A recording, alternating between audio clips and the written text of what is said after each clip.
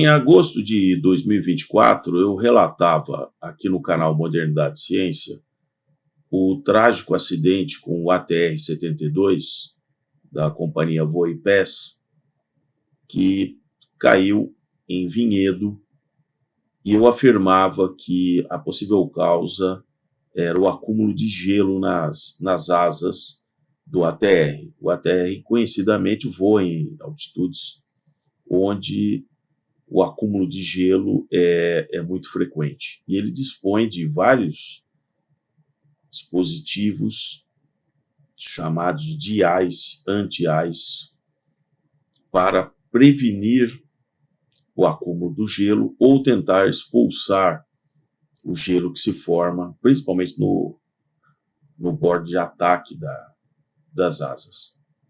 Próximo a completar um ano do fatídico acidente que vitimou ali 62 pessoas, novas revelações surgem de ex-mecânicos que trabalhavam para a companhia na época e que relatam que, de fato, o mecanismo de antigelo apresentava um comportamento intermitente e que o último comandante a ter feito um voo com o avião estacionando em Ribeirão Preto relatou que o sistema de antigelo, ao ser acionado, passado um tempo, ele simplesmente desligava, você ligava, depois ele desligava. Isso também confundiu a tripulação no dia seguinte, que voltando de Cascavel para São Paulo, havia percebido uma certa intermitência desse sistema.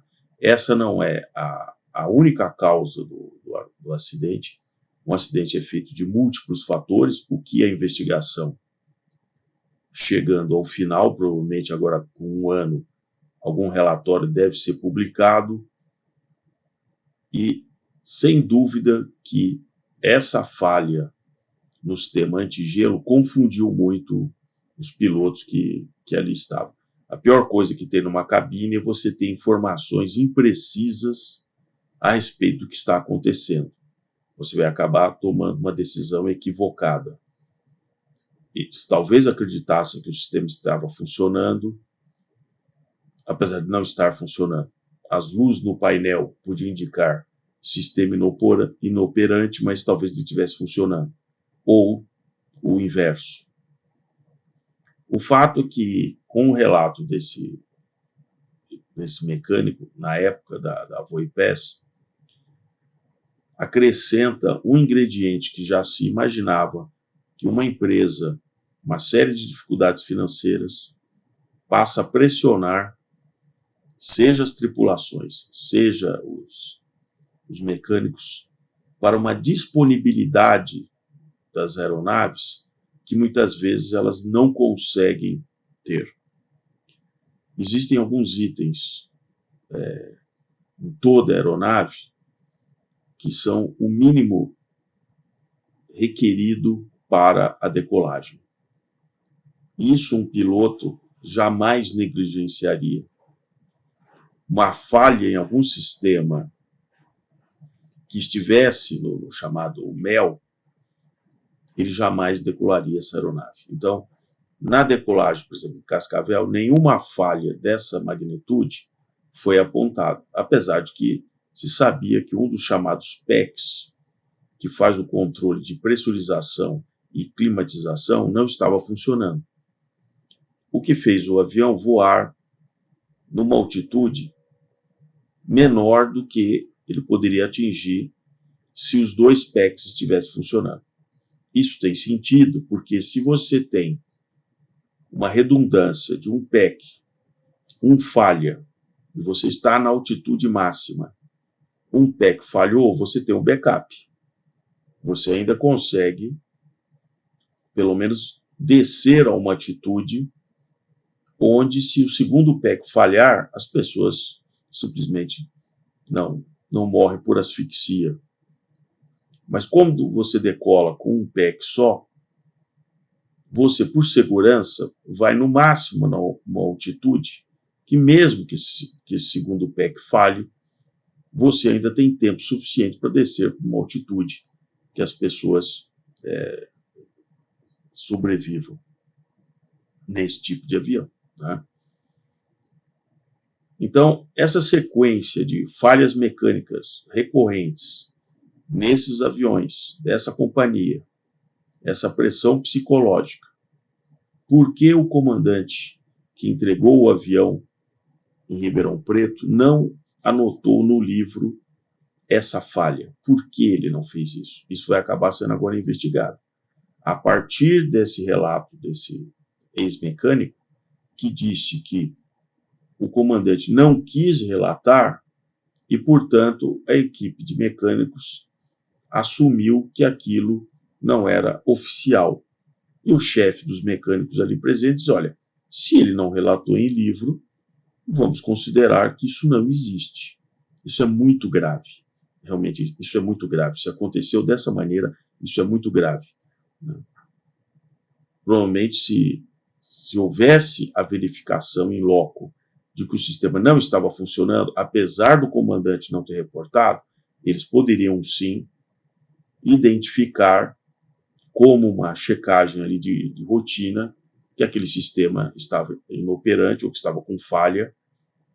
E no caso, esse avião, ao ser deslocado para uma área em São Paulo que estava com muita formação de gelo, meteorologicamente prevista, antes mesmo do voo acontecer, esse voo teria sido cancelado. Mesmo que ele tivesse voado até Cascavel sem condição de formação de gelo, o retorno seria cancelado, porque já se tinha nos mapas meteorológicos uma forte formação de gelo.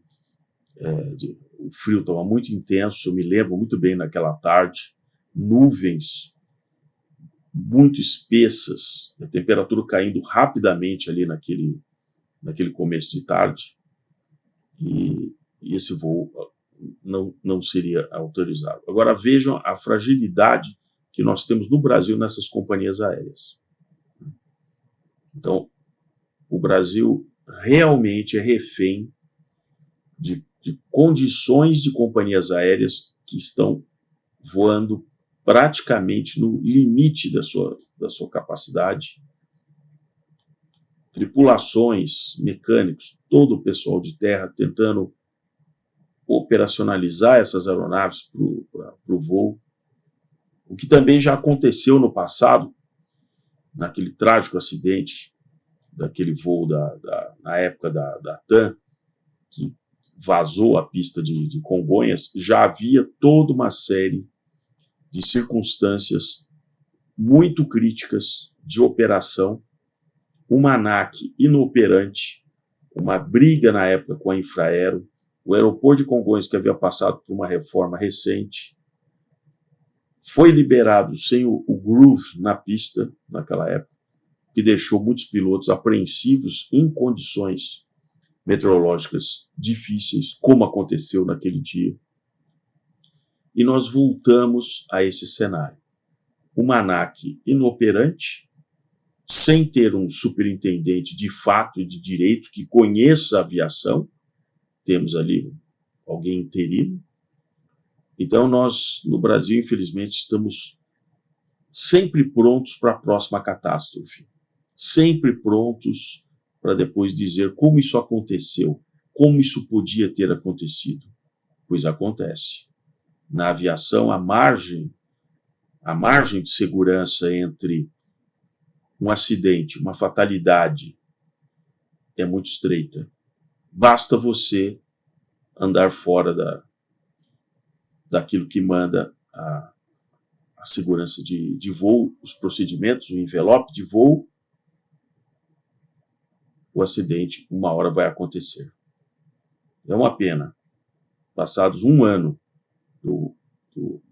desse acidente da Voe PES, parece que não se aprendeu nada. Estamos apenas aguardando o próximo acidente.